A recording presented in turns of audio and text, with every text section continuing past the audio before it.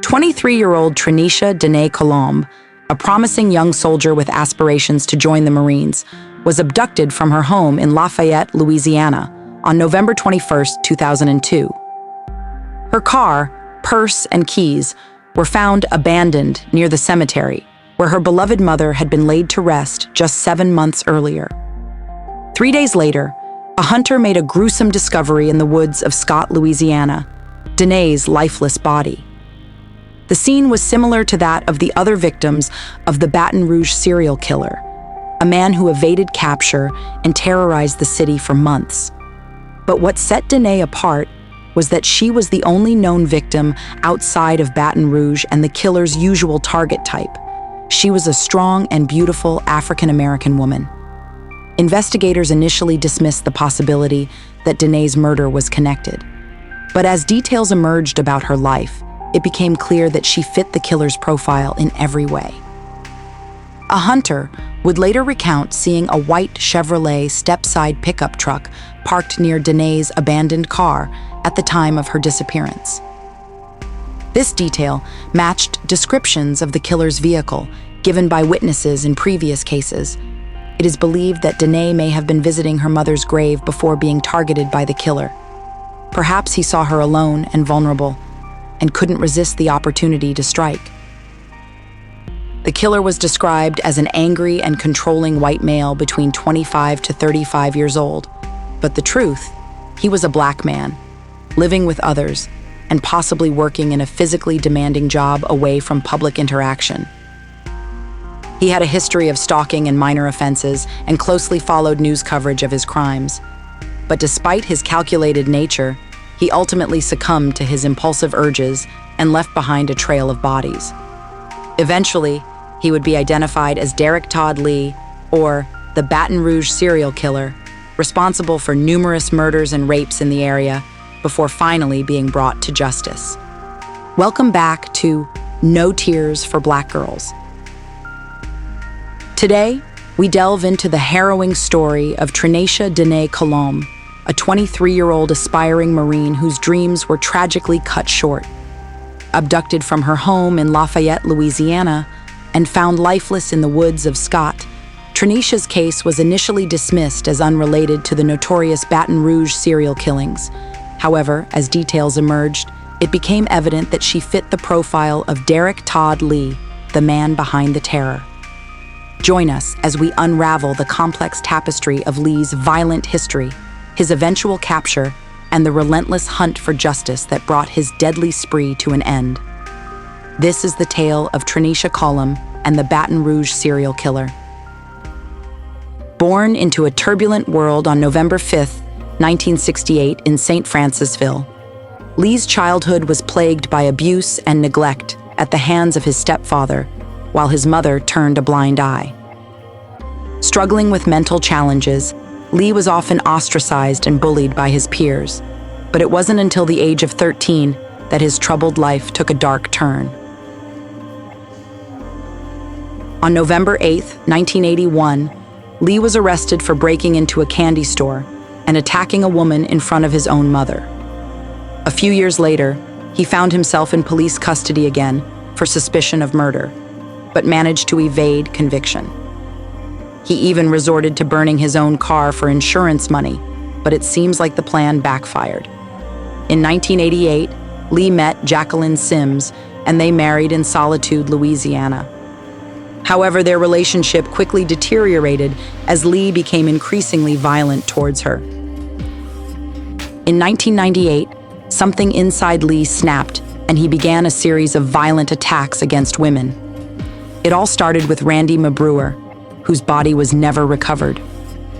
Over the next 6 years, 6 more women would fall victim to Lee's rage. Despite repeatedly getting arrested for other crimes and carrying out affairs behind his wife's back, Lee continued to fly under the radar. But in May 2003, investigators finally made a breakthrough when DNA evidence linked Lee to his final victim, Carrie Yoder. After evading authorities by fleeing to Chicago and Atlanta with his family, Lee was finally apprehended thanks to the efforts of a joint FBI Metropolitan Atlanta Police Force team. As details about his extensive rap sheet came to light, the Baton Rouge community erupted in anger over how long it took for authorities to connect the dots and bring justice for Lee's previous suspected victims. In the end, justice was served as Lee was convicted for multiple murders and sentenced to life in prison. The case of the Baton Rouge serial killer will forever serve as a reminder of how even those who fly under the radar can still be brought to justice. Mebrewer's murder was just one in a string of violent attacks that rocked the city. Authorities scrambled to make sense of the chaos, but it wasn't until DNA evidence linked Lee to the crime that they could finally breathe a sigh of relief. However, their relief was short-lived as more victims were discovered, each one bearing Lee's twisted signature. As the case unfolded, Lee faced multiple charges, including 7 counts of murder. The families of his victims were shattered and exhausted, forced to relive their loved ones' gruesome deaths in court. But even with overwhelming evidence against him, Lee's defense team argued for leniency due to his low IQ. Despite their efforts, the jury saw through the facade and sentenced Lee to death. On death row, Lee experienced health issues and ultimately died while awaiting execution. His reign of terror had come to an end, but the scars he left behind on his victims and their families would never fully heal. And as for Lee's suspected other victim, Warner, her story remains unsolved. Yet another tragedy in this horrific tale. You know, tragic memories scarred their minds years ago, and today is another day that the family of these victims of Derek Todd Lee will never forget. The death row killer died this morning at a Zachary hospital. His sudden death was shocking to at least one family. James Sparvero begins our team coverage. It's bringing back memories. It's a happy day, but then it's a sad day because it brings up all the memories of what happened 12, 13 years ago. That's how long it's been since these men last saw 23-year-old Trineisha Den Colomb.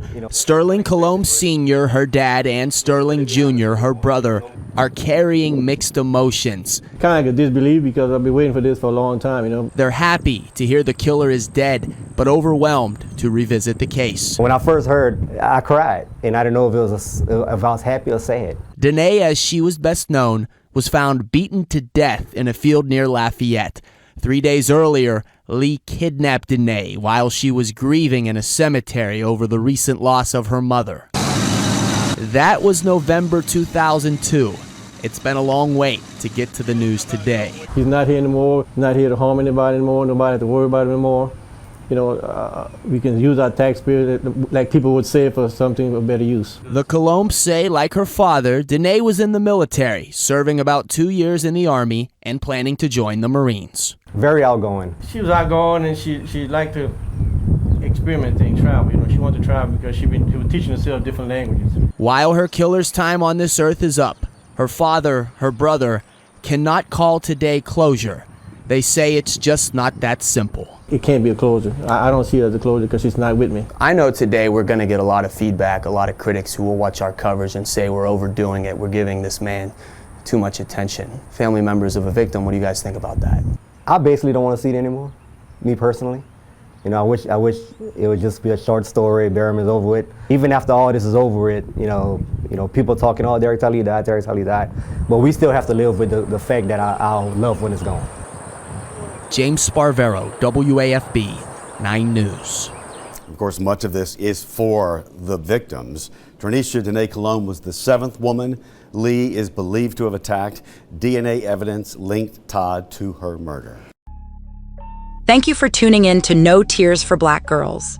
This series is skillfully crafted by acclaimed writer and producer John Reedberg with the guidance of unapologetic host Samantha Paul. Catch new episodes every Tuesday and Thursday on all major podcast platforms. You can listen anywhere, anytime. And if you truly enjoy our content, please leave a 5-star rating and positive review.